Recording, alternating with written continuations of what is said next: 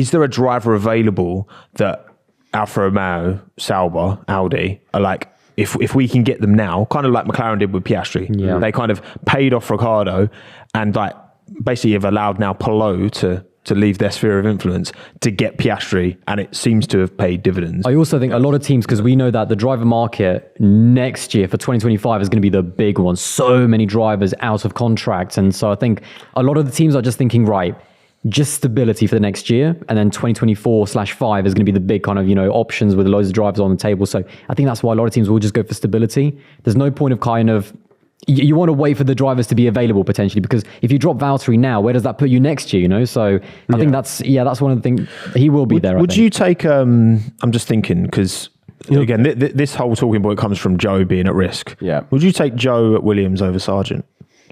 Yeah. Probably, yeah. I mean, he's an experienced head and he won't give them... I mean, I know he bumps out today, but then so did Sargent, and they were completely different incidents. I mean, Zhou's pretty much everybody struggled to stop. Hamilton took the escape road. Sonoda went through the gravel, etc. Perez went into the wall. Off as well. Bottas went off as well, just in front of him. So I would definitely take Zhou if I was Williams, but then also would you look to Alex Palou, because you know that he is going to be not the same type of rookie. He's not raw like Sargent is, a bit incident prone. And I feel like that's the difference between a driver that might come from F2 versus a driver that comes from Indy. Palou's already battle hardened. He knows how to win. He knows how to get the best out of the car without pushing it over the limit. So, we've got to weigh it up, I think. But yeah, if I was Williams, I'd take Zhou Guanyu. Now, ladies and gentlemen, today's show is sponsored by the beautiful people over at NordVPN. Massive shout out to them. Do you want to tell the people what they do? The virtual private network. Yeah. Niran, isn't it? I heard the very same. Listen, when you're away, all right, I went to a few Grand Prix, I went hungry dinner. Indeed. Last month, and VPN came in clutch. Yeah, because region locked content, right? If you want to watch your Netflix, even like YouTube, a lot of stuff, region locked. With NordVPN. Twitter as well. Like if I want to see the football highlights, but you know what I mean? All the time. They're always like American, region locked. There's certain channels, you go on and it'll be like one of the I think one of the Middle Eastern networks that post a lot of highlights. Indeed. Like, I want to see this banging goal. Stick your region lock on, put yourself in Bahrain, bosh, job done. Bosh, exactly. You can even stay safe from malware with NordVPN's threat protection.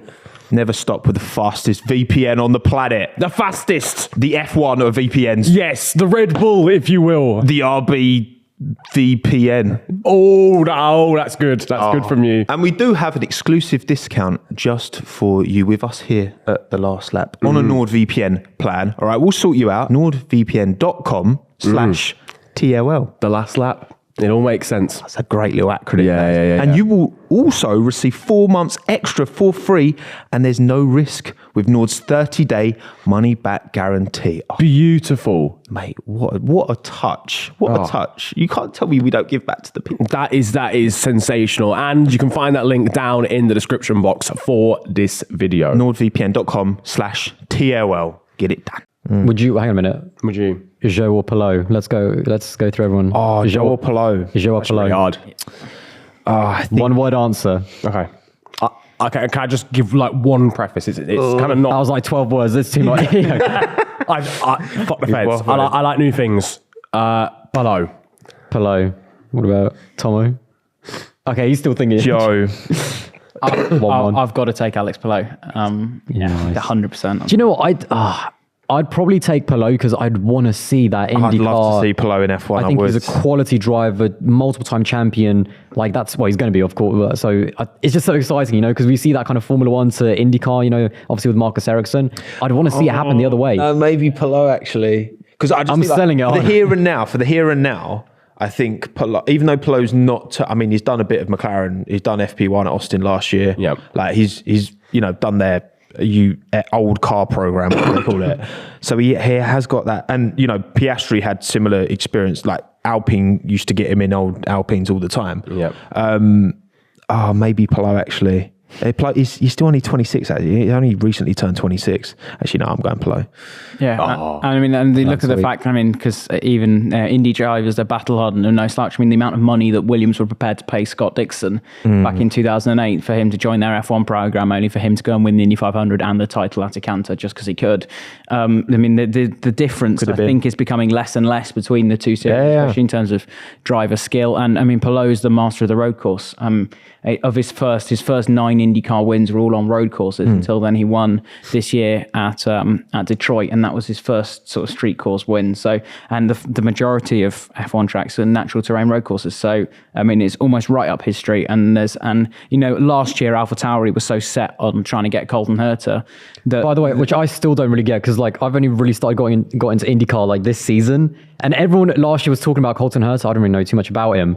He seems like he's a quick guy, but I don't see the consistency there. Maybe he's being beaten by his teammate, isn't he? Yeah. As well. So at the moment in the standings, it's very close. I mean, Andretti have struggled pretty much. Yeah, I was going to say, Andretti have been struggling for a while now. Everything except street courses, they've struggled. They've nailed pretty much their street course package because Kyle Kirkwood has won twice and they've been on the pole. Grosjean would have won in St. Petersburg if he wasn't taken about by McLaughlin. So, they have struggled on these other road courses, and as a result, Colton Herta has almost gone out the frame, and in comes Alex Palou, and he's a much more seasoned, more well-rounded driver. Maybe not quite with the absolute raw speed. I mean, he's no slouch. He's not slow at all. He went lights to flag win in Detroit, and he went 35 seconds win in Laguna Seca at the season finale last year, which is the most dominant win in Indy. territory. Someone said, there was a quote somewhere where someone said that it's Verstappen-esque what Palou's doing. I mean, and that's in a spec series, and no one was lapping as quick as him that day. So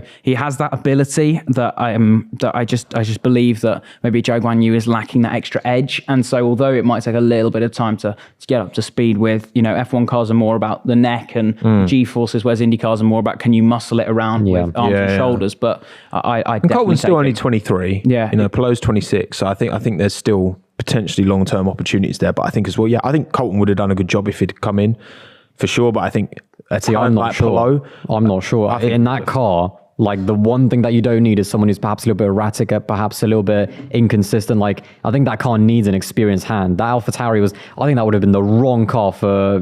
Yeah, I mean, Palou doesn't make very many mistakes, does he?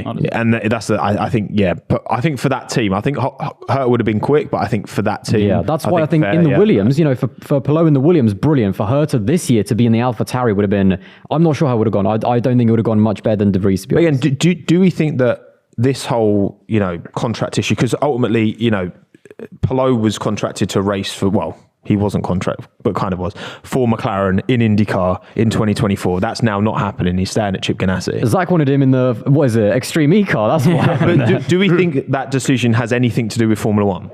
Like, do you think, James, do you think that has anything to do with F1, or that's just he wants to stay at Chip Ganassi? Well, it goes two ways, because last year McLaren were very solid, and they had race wins. They were looking perhaps over the course of the season, they were able to challenge Chip Ganassi Racing and Team Penske, which no driver has been able to do so since Ryan Hunter-Reay won the IndyCar title in 2012. Every other season, it's been a Ganassi or a Penske that's won it. So for Palou, it looked like McLaren were making steps forward, plus with the promise of Formula One. That was a great move. And now that Formula One door is closed with McLaren, there's no reason why he joined a team that hasn't won a race this year. Yeah, what's the point? With a team that has had 3 different race winners in its team, that's finished in the top 5 81% of times in the top 10, the 4 drivers, so Armstrong, Orsato in the 11 car, Ericsson, Dixon and Palou, have finished in the top 10 81% of times over the course of the season, which is an unbelievable stat if you include things like DNFs, first lap incidents, etc. So there's no reason why at the moment to hone his skills he would leave Chip Ganassi Racing where he can win titles before then, and it means it gives him more opportunities. If AlphaTauri come hunting, there's no reason why he couldn't go there. If Williams come hunting, etc. And I think for Palou as well, it's important. I know Scott Dixon had ambition to race in Formula One. Like that was his plan, and it didn't pay out, and he's had an amazing career in IndyCar. And I think Palou, he could stay in IndyCar and have an amazing career for the next 20 years, like if he really wanted to. Like he can go way into his 40s, like lots of IndyCar drivers do. But I think if he wants this shot at F1 and to still be this appealing kind of not rookie, like, I think he can't afford to wait too much longer either. And I think that's where like a Williams opportunity would be sick. It depends if the motivation is his motivation to be in Formula One. That's the real. Or is I he think just his management company breaking tyres, they literally said that they were helping him on the direction to F1. I think the decision that he made based on not being at McLaren means that the not end goal necessarily, but like It's an ambition. An ambition is to be in Formula One. But 2 IndyCar titles, that's sick. Yeah. Not many drivers win 2 titles. by the age of 26, and if he wins it tonight, he'll be joined one of 3 drivers that have won it with 2 races to go. In the entire history of the series since 1911, only 3 drivers have won it with more than 2 races to go, and not since Dan Weldon in 2005 has it been won with more than one race to go. So he's got an opportunity to build a legacy, as people in IndyCar paddock say. He's doing a Scott Dixon, better than Scott Dixon. Dixon's a 6-time champion. So because I think Dixon at one point, like there was some like rumors of Formula One like way early in like the 2000s, but he just said no because he like loved IndyCar. yeah, and I mean for Palou, it's where you balance. You know, do I want to try and run for points in a Williams and do what Alex Albon's doing, or do I like to lead and I want to be up at the front? And I want it's different types of drivers, isn't it, as well? Yeah, and I want to have my face on the Borg Warner Trophy as an Indy 500 champion. So he's got a balance. Do you want to live in the States and do a domestic championship versus flying all around the world? Do you know what I mean? It's key for him as well is of being from Spain.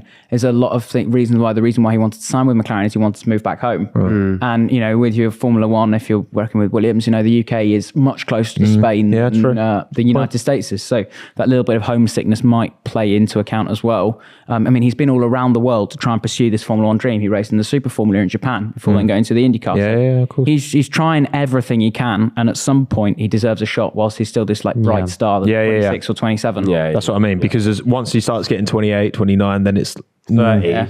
Someone like Joseph Newgarden, probably that ship will have sailed. Yeah. And I mean, he was an IndyCar champion at the age of 27 or something. And at that point, he could have gone. But eventually, that was the opportunity. That opportunity is now gone. Well, there you go. Well, James Vowles, if you're watching, we know you are. Sign him up. Logan Sargent might well have been, to be fair. He was sat on the track. He sat on the track for half. Yeah, he was on the deck chair for an hour. He's really probably comfortable had the deck chair. stream open. He was watching the last lap, of course. Yeah, why would you not? Of course.